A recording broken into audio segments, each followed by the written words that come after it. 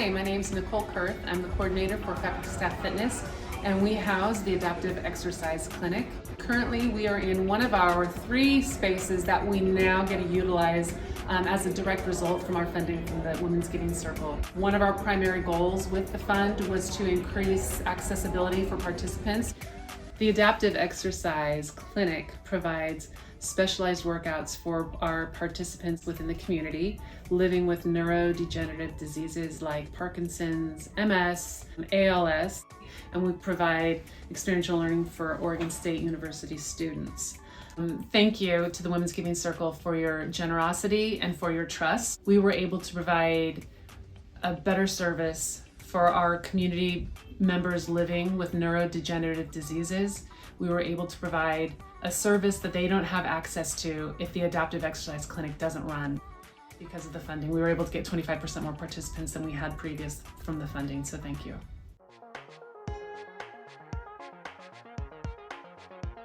This is a space where we can use to help students prototype ideas, develop products, work on student projects, build their portfolios, and all that's available right here in Milo.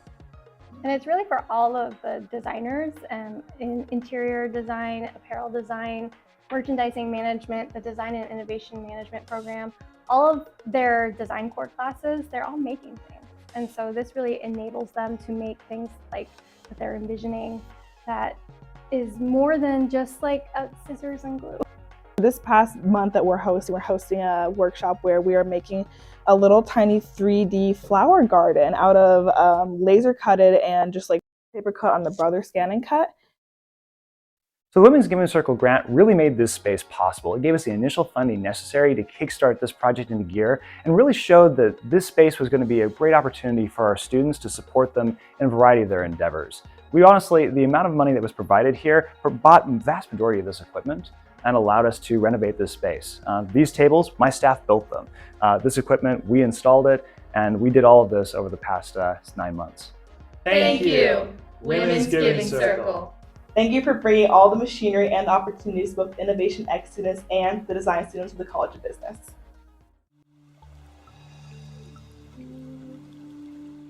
My name is Kate Gallagher, and I'm one of the founders of Marigold.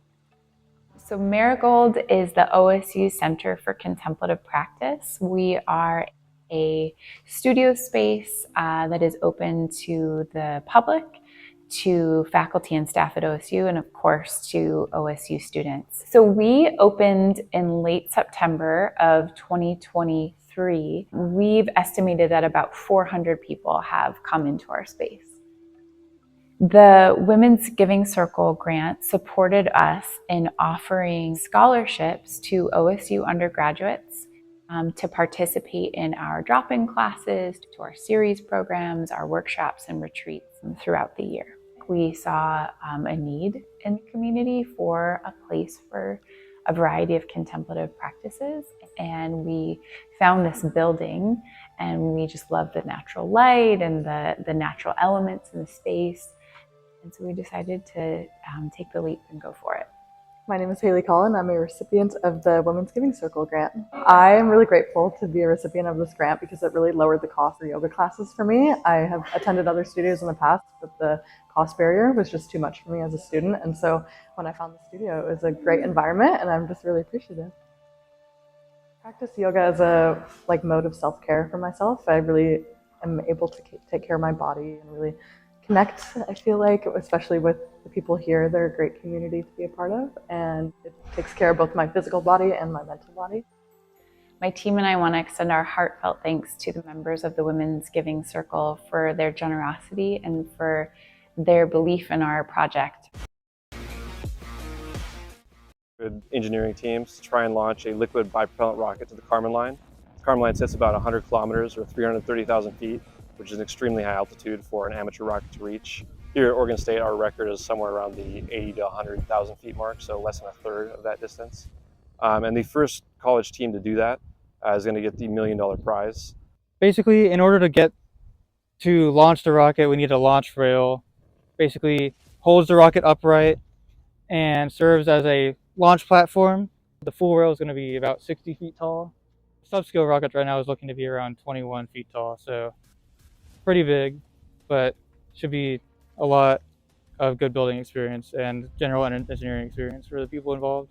The main goal of HAIL is to produce opportunities for kids to learn this type of thing, because this type of experience right here that these people are doing right today is directly what leads to jobs. It's not something you can pick up in the classroom that'll get you these high-performing jobs. I came and they had this program and I learned about our rocketry program. So funding stuff like this is a huge deal for undergraduate. I got into MECOP, I worked at Boeing, all of these things. Bullet one of my application was this program. Right here is our Mirror 2 injector. It's made out of stainless steel, an expensive material, and it costs about $4,000 to make. That was directly your guys' money that went into this.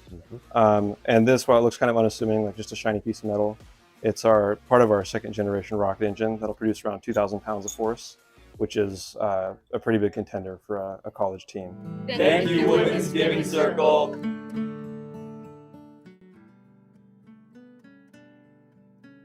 Rootstock is an initiative for students that we started back in 2022.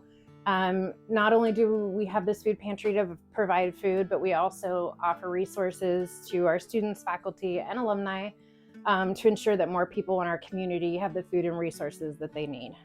So not only does the Women's Giving Circle grant help put food and personal items on our shelves, but it also eases some of our worries with fundraising so that we can focus our efforts on outreach and other initiatives.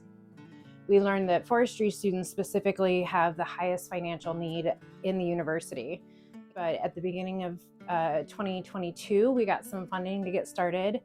And so we opened in January of 22, and the first week we have 3 students, and it's grown since then. And some weeks we have 30 to 40 students lined up outside the door waiting for food and hygiene items from the pantry. Without the Women's Giving Circle, we wouldn't be able to do what we do and continue to support our students in need. Thank you, Women's Giving Circle. From the bottom of our bread baskets.